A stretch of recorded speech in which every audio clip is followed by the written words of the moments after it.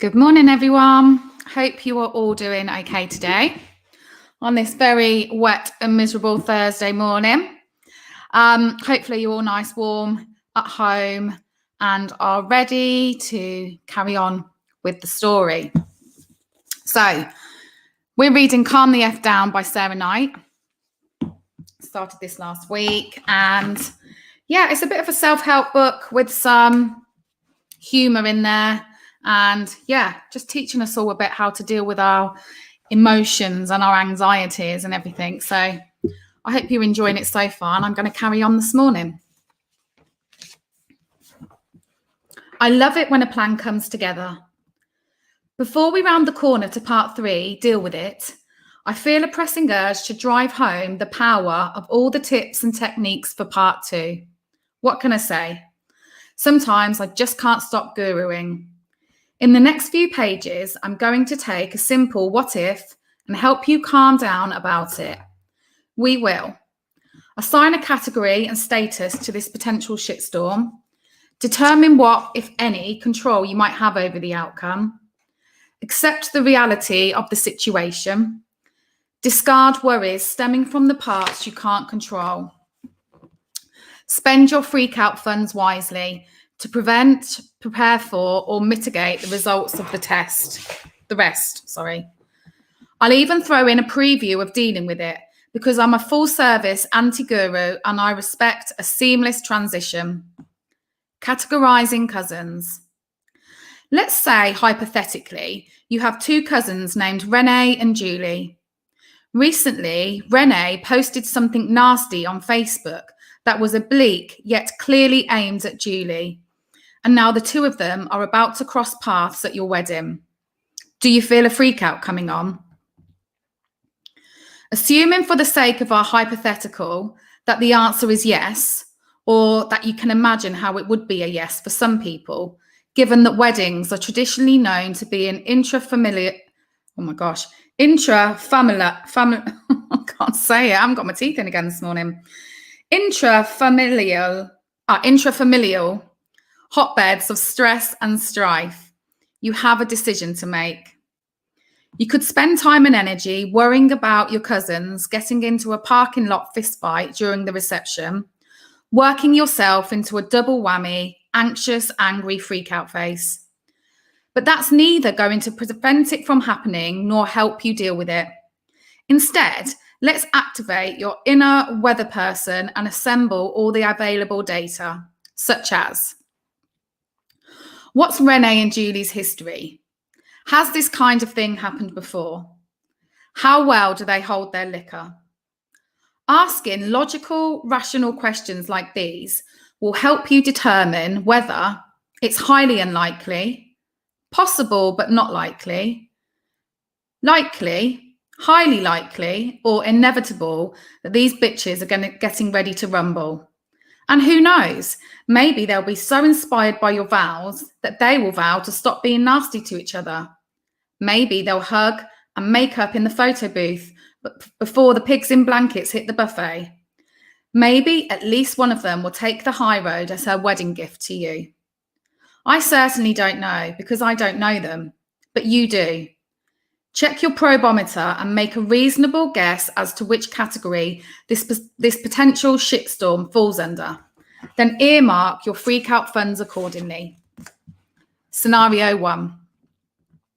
Trolling each other online is Renee and Julie's standard MO, and so far it hasn't resulted in a parking lot fist fight. They tend to circle each other like wary cats, bond over their shared passion for twerking to Nicki Minaj, and then all is forgiven over the third SoCo and lime shot of the night. Probometer readout, category 1 or 2. Highly unlikely or possible but not likely. Worrying about something that's unlikely to happen is a risky use of valuable freak-out funds. You know this. If the storm never comes to pass, you've wasted time, energy, and or money. And if it does happen, you'll be forced to pay double, having freaked out about it then and having to deal with it now. Conclusion. Your freak-out funds are better reserved for other potential wedding day snaffers. We all know your friend Travis is a loose cannon. Scenario 2. Your cousin's always had a complicated relationship, but it's gotten more volatile in the last year. Ever since Julie dropped Renee from their RuPaul's Drag Race recap WhatsApp group. Ice cold. Of course, you can never be 100% what she's thinking, but Renee is not one to let sleeping drag queens lie. Probometer readout, category 3 or 4. Likely or highly likely. If you're that much more convinced the shitstorm is coming, you also have that much of a better idea about when it will land. If it's a 3 or 4, you should do a status check. Are we talking merely outlying, it's a few weeks before the wedding, or imminent, it's the morning of the wedding? The status informs how soon you need to spend your freakout funds on prevention or mitigation. But before you dole out any freakout funds to a category 3 or 4 shitstorm, you should ask yourself, can I control it? If the answer is no, it's out of my hands, e.g., your cousins have never listened to you a day in their lives, why would they start now? Then discard that worry like Travis will undoubtedly discard his bow tie when the first bars of Hot in Here infiltrate the dance floor. Don't waste time, energy, and/or money freaking out about it. Consequently, if or when the girls do decide to take out their earrings and their aggression, you'll have the time, energy, and/or money to spend dealing with it. Still feeling anxious? Try a little sleight of mind. I hear calligraphy is relaxing, and if you start practicing now, maybe you can save some money on your invites. If the answer is a hearty, yes, I can control or heavily influence this outcome, e.g., you believe your cousins will respond well to the threat of being cut off from the Southern Comfort if they misbehave, then by all means, whip out your worry wallet and peel off a thoughtfully composed email to Renee and Julie, warning them that the wedding day shenanigans will result in them being person non grata at the open bar. That's productive, helpful, effective worrying in action. Phew. Scenario 3. Renee and Julie come to blows at your brother's state championship football game 3 years ago and dragged each other into the pond at their own mother's 70th birthday party. There is no reason to believe your wedding will count as sacred ground. These broads are out for blood. Their husbands are selling tickets and taking bets. The forecast is clear. It is on. Probometer reading, category 5, inevitable. I understand why you'd worry about something like this, which you believe is inevitable. It's human nature, and it's also your wedding day. On the other hand, if it's inevitable and you can't control it, perhaps you could accept that and let go of your worries unless or until you absolutely must spend some freakout funds dealing with the fallout. Furthermore, if you believe a conflagration,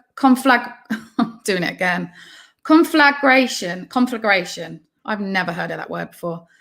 If you believe a conflagration of cousins is past the point of being staved off by few on your part, then I'd just suggest a big, fat, let it go. You're about to embark on one of those the most momentous occasions of your life. And whether it is in 3 months or 3 hours' time, you do not need this shit. Acknowledge that no matter what you do, your flesh and blood are gearing up for parking lot grudge match 3. Accept the reality and address it when it only becomes a textbook total shitstorm.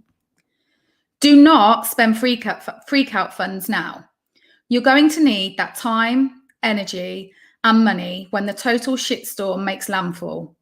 Time to collect yourself in the ladies' room, energy to kick some ass of your own, and money to post Julie's bail. Renee started it. Let her rot. But do put $50 on Julie. She spent the last 6 months taking jiu-jitsu, which Renee would know if she weren't such a self-absorbed woman. And that's the wrap on part 2. Or, well, not quite. There's a smidge more overly reductive yet extremely helpful content left to be had. And if you're a seasoned NFGG reader, you know what's coming. Oh yeah, it's flowchart time. So I'm just going to show you this. There's a little flowchart there. I'm not going to read all through. But it's how to calm the F down, basically. Okay, so part 3, deal with it. Address what you can control. Hey, look at you. You made it to part 3, where all of your rigorous training in calming the F down will be put to the ultimate test, dealing with the shit you're worried about. And for the purposes of this section, we're going to assume this is shit that has already happened. Congrats, you're really moving up in the world. Thus far, we've dissected freaking out, making you more aware of the symptoms and consequences of doing so. We've wrestled with worrying, not doing it with regard to things you can't control, and or doing it more effectively. Those are the initial steps towards both combating existential anxiety and surviving any shitstorm that well and truly comes to pass. You've already done a shit ton of mental decluttering. Step 1, discarding. You've rid yourself of so many unproductive worries that you should have a healthy supply of freak-out funds left to move on to step 2, organising, aka dealing with whatever's left now or in the future. Mental decluttering is like hanging up on telemarketers. Learn it once and it's a skill that sticks with you for life. Now it's time to introduce my 3 principles of dealing with it. Developed to help you and the 75% of people who responded to my survey by saying they wish they had better coping mechanisms for when shit happens. Baby, I've got the only 3 you'll ever need. I'll also help you to identify your RIOs, realistic ideal outcomes. These ensure that you don't waste time, energy, money, or goodwill dealing yourself down a rabbit hole of dubious destination. Prescriptive pragmatism. Learn it, live it. Finally, we'll put it all into practice. The last section of part 3 functions like a catalogue of terror. In it, I'll take you through a bunch of total shitstorm scenarios to illustrate how a logical, rational mindset can help you deal with them. We'll cover work mishaps, family feuds, missed opportunities, natural disasters, broken limbs, broken hearts, and broken dreams. It will be a hoot, I promise. Of course, no single book or catalogue of terror can prepare you for each and every potential trauma life has to offer. But just like Get Your Shit Together offered a simple toolkit for proactively setting goals and achieving them, Calm the F Down gives you the tools to productively react to all the shit you didn't want and didn't choose. But that happened to you anyway because life isn't fair. You just have to acknowledge, accept, and address it. If I have anything to say about it, by the time you turn to the final page of part 3, you will be fully equipped to do that. Deal me in. Dealing with it encompasses a range of actions taken and outcomes achieved in response to shit happening. At the top of the outcome scale, you've got the full fix, like you left your iPhone X on the city bus, but realised it just in time to take off running like a cocker spaniel until a divinely placed red light allowed you to catch up to the bus, rap on the door, indicate I left my phone, and reclaim your property. Done. Like it never happened. Below that, there are salvage jobs. You left your iPhone X on the bus and you didn't get it back, so you had to buy a new one. You dealt with it, but you spent a lot of freak-out funds on that mistake. No Chinese takeaway for you for the next 2 years. Or maybe you can't afford a new iPhone X right now, so you curse your carelessness, learn a lesson, get a refurbished iPhone 5 off eBay and go on with your life. If you can't afford a replacement smartphone at all, you pick up a cheapy burner at Radio Shack that doesn't connect to the cloud and spend the next week asking all your Facebook friends to resend you their contact info via smoke signal. More freak-out funds withdrawn, plus a smidgen of goodwill, but at least you're back in the game. Below that, you've got basic survival. You're between jobs and on a strict budget. You can't afford a new phone of any sort. You're anxious about missing a callback for an interview and angry that you've put yourself in this position. But now that you've read this book, you're able to practice some sleight of mind and pull yourself together. Focus, peace out, act up. You know the drill. Instead of letting this costly error further erode your fragile state of mind and finances, you find a workaround, perhaps making a few withdrawals from the fourth fund, which is topped up since you haven't been freaking out all the time lately. Maybe you ask a friend or relative if they have a spare old phone lying around that they could activate for you. Definitely reach out to prospective employers to let them know you're temporarily without access to the number on your resume and request that they make contact by email if they have news for you. You could start a GoFundMe page or sell your used panties on Craigslist. It's honest work. Of course, a lost phone is just one example out of a million possibilities of shit happening that you have to deal with. It may not apply to you. In fact, if you've read Get Your Shit Together, I hope you've been conditioned to never lose your phone under any circumstances. Or maybe you could never afford an iPhone X in the first place, or you think I'm being cavalier in the face of something that, for you, would be a really big problem. That's not so easy to solve. I understand. Everyone's situation is different and the resource levels vary. Maybe, no matter how much you want to, you can't run after that bus because you're still recovering from hip surgery. I'm sorry about that. Get well soon. My point is, this or any of the 999,000 examples I could give you totally suck. Yes, indeedy. But there are ways to deal with it that don't involve purchasing a replacement iPhone X, and that also doesn't involve crying into your pillow until such time as the ghost of Steve Jobs appears to grant you 3 wishes. This entire book is about finding a way. It's about calming down, making decisions, taking action, and solving problems, or at least not making them worse with freaking out and inaction. So get used to it. There's more where that came from. The 3 principles of dealing with it. At this point, you might be wondering why I don't simply refer you to Get Your Shit Together, which lays out 3 easy, actionable steps for accomplishing anything. Strategize, focus, commit. And yes, my GYST theory is simple and effective, but it's primarily concerned with goals you have time to strategize about, habits you can focus on slowly forming, and commitments you can budget for well in advance. Getting your shit together is proactive. It's an ongoing process. Dealing with shit that has already happened is reactive. It's something you have to do in the heat of the moment. Dealing with it could mean anything from having the wherewithal to get online and rebook your tickets when you oversleep and miss a flight, or applying pressure to a gushing wound because you stupidly used the wrong tool to cut cheese, and you're alone in the apartment while your husband makes a quick run to the deli for ice before your friends arrive for dinner, and it would be bad to lose so much blood that you pass out in your kitchen and add a concussion to the mix. Not that I would know anything about that.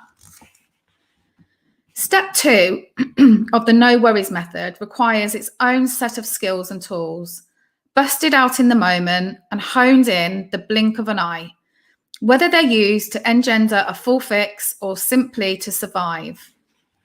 The 3 principles of dealing with it. Take stock. Imagine you just landed in enemy territory and you have precious little time to assess the situation before it goes from bad to worse. You're going to have to grit your teeth and gather the facts. Emotional puppies in the crate, logical cats on the prowl. Identify your realistic, ideal outcome. When shit happens, an ideal full fix may or may not be possible, which means that accepting what you can't control isn't just for calming down anymore. It's for dealing with it too. Running full tilt, boogie down with a dead-end street literally gets you nowhere far. Better to start with a realistic, achievable end goal in mind. Triage. If the storm is upon you, your probometer has outlived its usefulness. but you can still prioritise based on urgency. Like an ER nurse, the faster you determine which patients are in the direst strats and which have the best chance for survival, which problems will get worse with your intercession and which stand the best chance of getting solved, the sooner you can minister effectively to each of them. Now, let's go over each of these principles in a bit more detail. Take stock. I mentioned the idea of landing in enemy territory because that's what it feels like every time I find myself in a bad shit just happened situation. Are you familiar with this feeling? It's equal parts terror and adrenaline. Like, I know I'm down, but perhaps not out yet. My next move is pivotal. If I choose wisely, I may be able to escape clean, i.e. the full fix, get away injured but intact, i.e. salvage job, or at least elude my adversaries long enough to try again tomorrow, i.e. basic survival.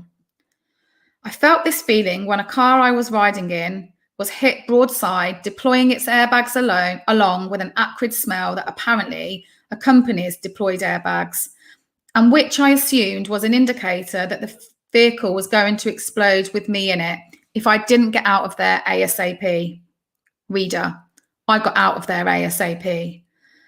But I've also felt it under circumstances of less immediate, less physical danger, such as when the new boss, who had just lured me away from a good, stable job, stepped into my 5 days old office to tell me he'd been fired, but that he was sure the CEO had taken that into consideration when she approved my hire the week before.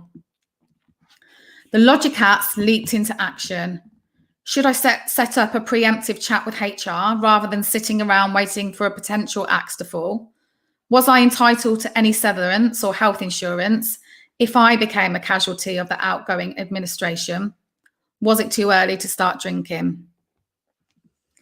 The ability to assess a situation swiftly and identify your next best steps is really important in a crisis.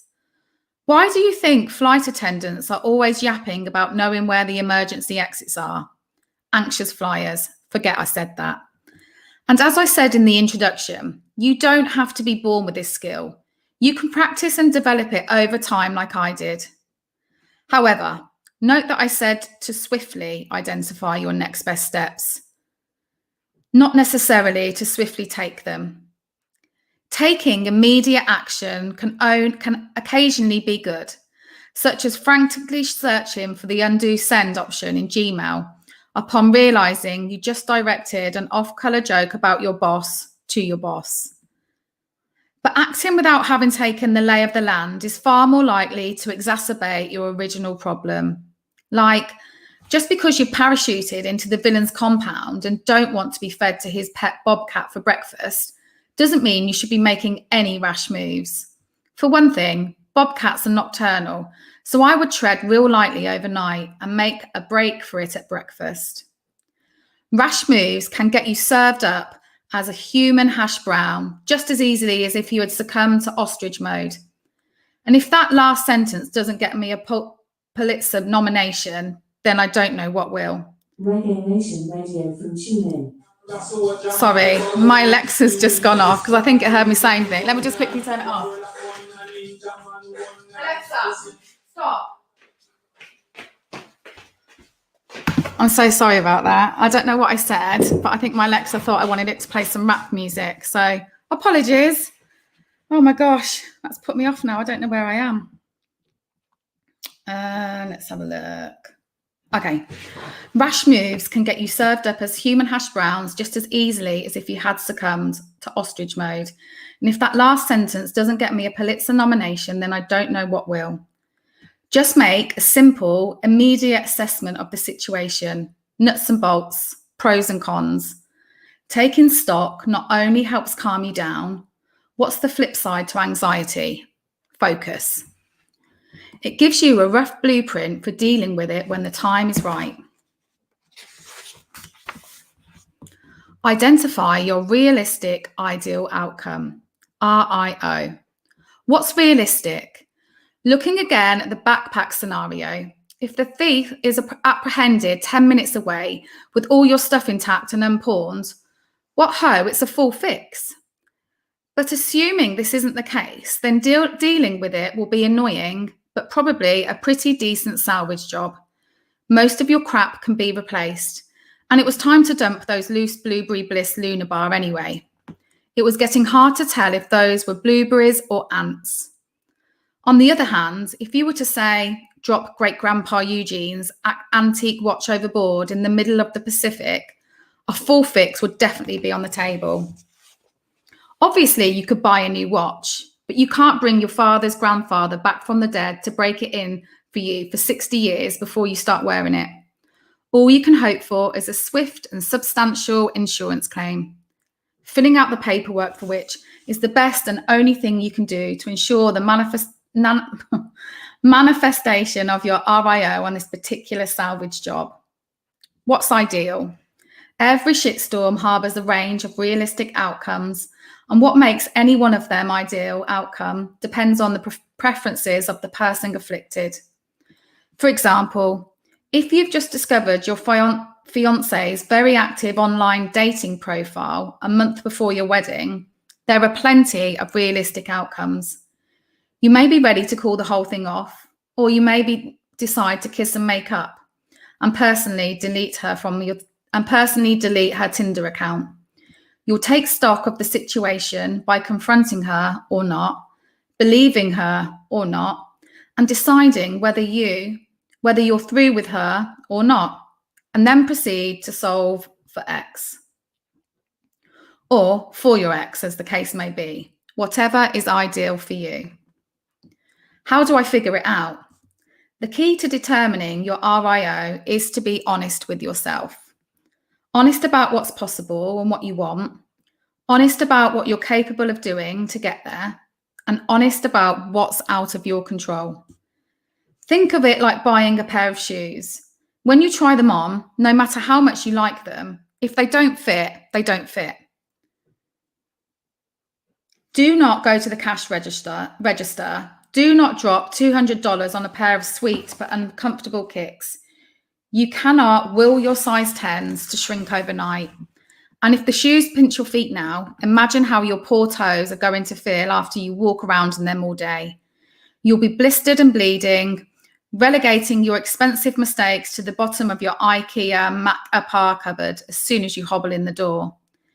Dealing with it becomes exponentially more difficult if you're chasing improbable outcomes and hand-capping yourself with subpar tools. Be realistic, be honest with yourself, and be ready to walk away comfortably. Okay, guys, I'm going to stop there for today. So sorry about my little Alexa deciding to play some music there. And that's never happened to me before. It's a bit freaky. I hope you all enjoyed that. We'll be doing some more stuff online this morning. So come back at about 11 and Luke and I will be having our tea and toast. And yeah, a little catch up for the day. So thank you for joining me this morning and I will see you all later. Bye.